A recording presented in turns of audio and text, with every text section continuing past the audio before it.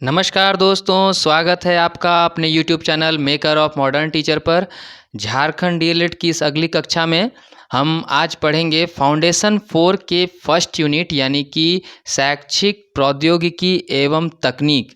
इसके first unit में जो प्रश्न बहुत मोस्ट इम्पॉर्टेंट है, जो झारखंड डीएलएड की लगभग हर एक बार परीक्षा में पूछी ही जाती है, वह प्रश्न है कि शैक्षिक तकनीक के महत्व एवं उपयोगिता पर प्रकाश डालें। क्या प्रश्न है? शैक्षिक तकनीक के महत्व एवं उपयोगिता पर प्रकाश डालें। तो देखिए, पहले आप प्रारूप का निर्माण करेंगे। टाइपिंग के कारण थोड़ा सा प्रारूप किनारे लिखा गया है। प्रारूप को ऊपर लिखा जाता है, इसे एक बक्से में बना दिया जाता है, एक बॉक्स कर दिया जाता है कवर, जिसमें शैक्षिक तकनीक का परिचय। प्रारूप क्यों लिखा जाता है? प्रारूप को देख करके कोई भी प्रोफेसर पहचान जाएगा कि इस बच्चे ने अपने आंसर शीट में किस किस चीज़ की जानकारी दी है। प्रारूप आपको अन्य विद्यार्थियों से अपने उत्तर को प्रभावशाली बनाने में मदद करता है।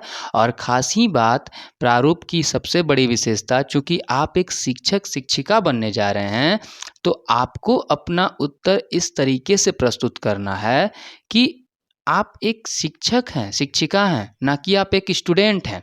आपको अपने उत्तर में कुछ बदलाव दिखाना है। तो मैं हर एक पॉइंट के, हर एक यूनिट के क्वेश्चंस को अब पीडीएफ के माध्यम से आपको जो है ना प्रारूप सहित उत्तर प्रस्तुत करवाता जाऊंगा। इसके वीडियोस रोज़ अवेलेबल होते जाएंगे। आपको time to time video upload होते रहेंगे यूट्यूब पर। टेलीग्राम पर आपको नोटिफिकेशन मिलता रहेगा। आप तो टेलीग्राम चैनल ज्वाइन कर लें, डिस्क्रिप्शन बॉक्स में लिंक दिया हुआ है उसका। चलिए, ज़्यादा देर न करते हुए अब शुरू करते हैं। शैक्षिक तकनीक के महत्व एवं उपयोगिता पर प्रकाश डालें।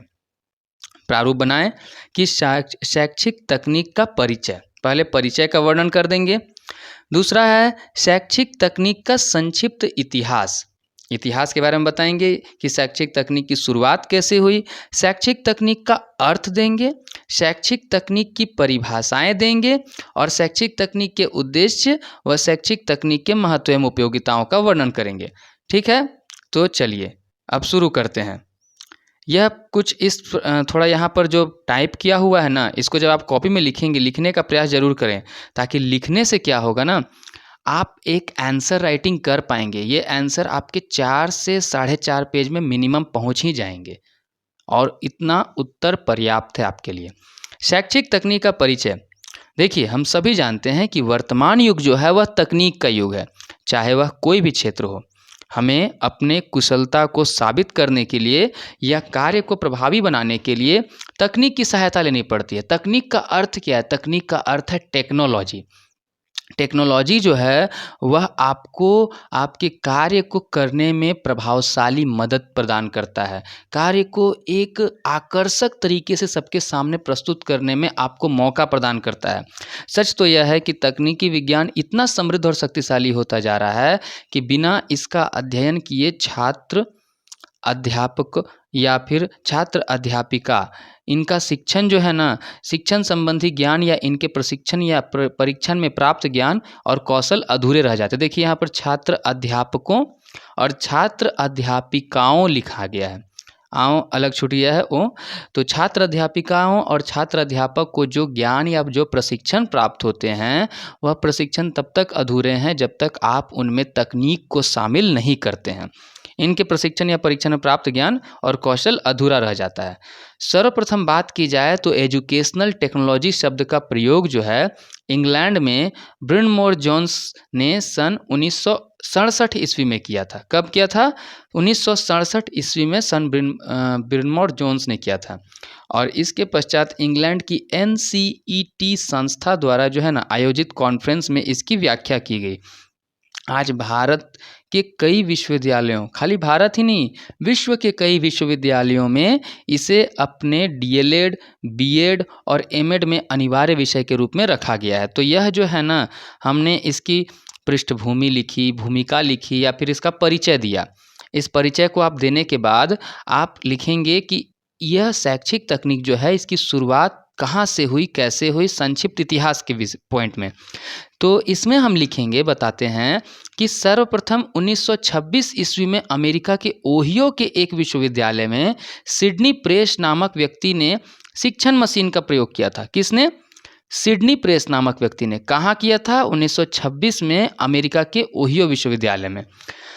और उसके बाद लम्सडेन और ब्लेजर, ये दो नाम है। लम्सडेन अलग नाम है, ब्लेजर अलग नाम है। इन दो व्यक्तियों ने सन 1940 में कई पुस्तकों, उपकरणों लिखा गया है, कारणों नहीं, उपकरणों और बड़ों नहीं यहाँ लिखना चाहिए, कार्डों, कार्ड होंगे, उपकरण और कार्डों का प्रयोग किया।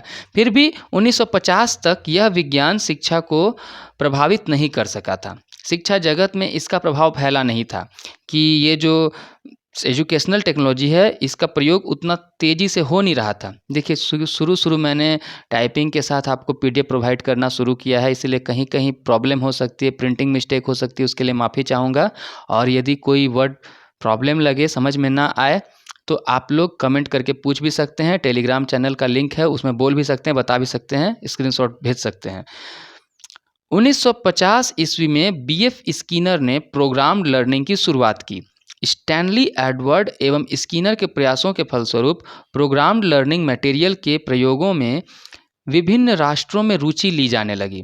स्टैनली एडवर्ड और स्किनर जानते हैं, स्किनर का सिद्धांत है जिसमें उसने चूहे पर प्रयोग किया था, सफ़ेद चूहे पर। भारत में शिक्षा के विभिन्न अंगों को सबल और सक्षम बनाने का कार्य राष्ट्रीय शैक्षिक अनुसंधान एवं प्रशिक्षण परिषद नई दिल्ली का है। इस परिषद के अंतर्गत एक विभाग शैक्षिक तकनीकी केंद्र के नाम से कार्यरत है। तो ये तो बातें हैं कि शैक्षिक तकनीक यानी एजुकेशनल टेक्नोलॉजी की शुरुआत कैसे हुई, कब हुई, किसके द्वारा हुई, किस किस समय में क्या क्या कार्य किया गया, यह एक ब्रीफ हिस्ट्री है। ठीक है। अब भारत में एनसीईआरटी में एक एजुकेशनल टेक्नोलॉजी नामक डिपार्टमेंट कार्य करता है। ये हमने देख लिया संक्षिप्त इतिहास। अब हम समझ लेते हैं थोड़ा इसके अर्थ के बारे में। तो जब हम इसके अर्थ की बात करते हैं तो जेके गालव्रथ एक व्यक्ति हैं, जेके गालव्रथ, इन्होंने कहा है कि शैक्षिक तकनीक की दो प्रमुख विशेषताएं हैं। कितनी? दो प्रमुख विशेषताएं। पहला कि वैज्ञानिक ज्ञान का व्यवहारिक कार्यों में क्रमबद्ध प्रयोग करना। जो भी आप सीखते हैं साइंस में, साइंटिफिक वे में, उसको प्रैक्टिकल वे में कैसे यूज करें, ये इसका पहला। और दूसरा है व्यवहार के कार्यों का खंड और उपखंड में विभाजन करना, कि जो प्रैक्टिकल वर्क है ना उसको सेक्शन वाइज या फिर उसको डिवीज़न कर दीजिए छोटे छोटे खंडों में, ताकि आपको कार्य करने में सहूलियत या आसानी हो। शैक्षिक तकनीक में शिक्षण उद्देश्यों को प्राप्त करने के लिए निम्न पदों का पालन करना पड़ता है। कुछ चरण या कुछ पद पालन किए जाते हैं। वो कौन कौन से हैं कि अगर उनके चरणों की बात करें हम, तो उनके चरण है, जान लीजिए, यहाँ चरण छूट गया है, वो चरण मैं आपको टेलीग्राम में प्रोवाइड कर दूंगा। चरण है कि देखिए, पहले हम विषय वस्तु को तैयार करते हैं। विषय वस्तु के बाद हम तैयार करते हैं कि शिक्षण सामग्री के बाद हम ये पाठ्य वस्तु के बाद माहौल, वातावरण तैयार करते हैं, शैक्षिक वातावरण को तैयार करते हैं। शैक्षिक वातावरण के बाद हम क्या तैयार करेंगे? शैक्षिक वातावरण के बाद हम सर्वप्रथम बात करते हैं, और देखिए यहीं पर है, लिखा हुआ है, छूट रहा था, मैं बोल रहा था। शिक्षण के उद्देश्य, पहला है शिक्षण उद्देश्य तैयार करते हैं। मैंने गलत बिंदु दे दिया, सेमी कॉलन बिंदु नहीं देना था, इसको स्टार मार्क में रखना था। जो निम्न पदों का पालन करना पड़ता है, पहले हम उद्देश्य तैयार करते हैं कि हम क्या पढ़ाने वाले हैं कक्षा में। उसके बाद हम तैयार करते हैं पाठ्य वस्तु, यानी कि उसको जैसे पढ़ाएंगे उस वे में उस वस्तु को तैयार कर लेते हैं। मतलब कि पहले शिक्षण उद्देश्य तैयार किए कि बच्चों को जो सिखाएंगे वो बच्चे क्या सीखेंगे, उसका उद्देश्य क्या है, मूल कारण क्या है सिखाने का। और दूसरा नंबर चीज़ है पाठ्य वस्तु, जो पढ़ाएंगे उस विषय के अंतर्गत, उसको पढ़ा लेते हैं, तैयार कर लेते हैं। जिन जिन विषय वस्तुओं को पढ़ाना है उसके लिए जो जो सामग्री आवश्यक है उसको हम शिक्षण सामग्री के अंतर्गत एकत्र कर लेते हैं। इसके बाद छात्रों का आचरण करते हैं। अब जैसे मान लीजिए आप पढ़ाने जा रहे हैं कक्षा में कोई भी एक विषय, फॉर एग्जांपल आपने एसएसटी में चुन लिया ट्रैफिक लाइट चुन लिया आपने पढ़ाने के लिए। यातायात के साधन आपने चुना है पढ़ाने के लिए। यदि आप गए हैं कक्षा पढ़ाने के लिए, किस लिए पढ़ाने जा रहे हैं यातायात के साधन? ताकि बच्चे अपने जीवन में यातायात के नियमों और यातायात के साधनों का प्रयोग करना सीख सकें, उनसे उनके जीवन में, व्यवहार में कुछ बदलाव आए। ये शिक्षण उद्देश्य हो गया। दूसरा नंबर क्या है? पाठ्य वस्तु। पढ़ाने के लिए आप जो पॉइंट तैयार करेंगे, किस प्रकार से पढ़ाएंगे उसको एक चरणबद्ध तरीके से, वो पाठ्यवस्तु हो गया। अब पाठ्यवस्तु के बाद आप शिक्षण सामग्री पढ़ाने के लिए आप मॉडल फिर चार्ट का प्रयोग करेंगे, ये शिक्षण सामग्री हो गया। फिर छात्रों का आचरण भी इसमें आता है, सम्मिलित रहता है छात्रों का आचरण, क्योंकि विद्यार्थी जब तक डिसिप्लिन रहेगा, उसमें रुचि नहीं होगी, वह अगर अनुशासन में नहीं रहेगा, वह सीखने को ललायत या तत्पर नहीं रहेगा और प्रयास नहीं करना चाहेगा, तो वो सीख नहीं पाएगा। तो उसका आचरण बहुत ज़रूरी है। शैक्षिक वातावरण, अब उसके अंदर ये सारी चीज़ें आएंगी कैसे, जब आप वातावरण ऐसा तैयार करके उसको देंगे। शैक्षिक वातावरण के बाद शैक्षिक व्यवहार बहुत ज़रूरी है। शैक्षिक व्यवहार कहने का मतलब कि टीचर का व्यवहार भी बहुत ज़रूरी है, और उसके बाद शिक्षक तथा छात्रों के बीच होने वाली अंतरक्रियाएँ, यानी कि दोनों के मध्य होने वाले जो व्यवहार होते हैं, यह बहुत इम्पॉर्टेंट है। अब इसकी परिभाषाओं की बात कर लेते हैं। देखिए, इतनी बातों में आपने शैक्षिक तकनीक को एक तरह से ना पूरे रूप से खोल कर रख दिया, उसका महत्व भी यहाँ पर सामने आ रहा है। लेकिन अब हम कुछ तकनीकी शब्दों के द्वारा उसकी परिभाषाओं को देख लेते हैं। कुछ महान वैज्ञानिकों के द्वारा, विद्वानों के द्वारा कही गई परिभाषाएं जो हैं उन्हें देख लेते हैं। लेथ महोदय ने कहा है कि अधिगम तथा अधिगम की परिस्थितियों के वैज्ञानिक ज्ञान का प्रयोग जब शिक्षण तथा प्रशिक्षण को सुधारने तथा प्रभावशाली बनाने के लिए किया जाता है, तब उसे शैक्षिक तकनीक कहते हैं। क्या बोले हैं? अधिगम तथा अधिगम की परिस्थितियों के वैज्ञानिक ज्ञान का प्रयोग, जो शिक्षण है आप पढ़ा रहे हैं, और अधिगम जो आप सीखे हैं या बच्चा जो सीखेगा, उसकी परिस्थितियों में वैज्ञानिक ज्ञान का प्रयोग। वैज्ञानिक ज्ञान यानी टेक्निकल ज्ञान जब हम उसमें डाल देते हैं, जब शिक्षण को सुधारने, प्रशिक्षण को सुधारने और प्रभावशाली बनाने के लिए करते हैं, तो उसे शैक्षिक तकनीक कहते हैं। रॉबर्ट एवं कॉक्स होना चाहिए, एक कॉक्स नहीं, एवं कॉक्स के अनुसार मानव के सीखने की परिस्थितियों में वैज्ञानिक प्रक्रिया के प्रयोगों को शैक्षिक तकनीक अथवा अनुदेशन तकनीक कहते हैं। क्या बोला गया है? मानव के सीखने की परिस्थितियों में वैज्ञानिक प्रक्रिया के प्रयोगों को शैक्षिक तकनीक अथवा अनुदेशन तकनीक कहते हैं। ये तो दो परिभाषाएं देख ली हैं। शैक्षिक तकनीक के कुछ उद्देश्य भी हैं। विद्यार्थियों को व्यक्तिगत ढंग से अधिगम में सहायता देना, इंडिविजुअली रूप में, शिक्षण उद्देश्यों का निर्धारण करना, शिक्षण अधिगम को व्यवहारिक बनाना, विद्यार्थियों के गुणों का विश्लेषण करना, विद्यार्थियों की उपलब्धियों का मूल्यांकन करना, वर्तमान शैक्षिक आवश्यकताओं को पहचानना, शिक्षा का नियोजन, संचालन एवं मूल्यांकन करना, कक्षा शिक्षण को प्रभावशाली बनाना, शिक्षण अधिगम कार्य को वैज्ञानिक बनाना, बच्चों एवं शिक्षक शिक्षिकाओं की व्यक्तिगत आवश्यकताओं की पूर्ति करना।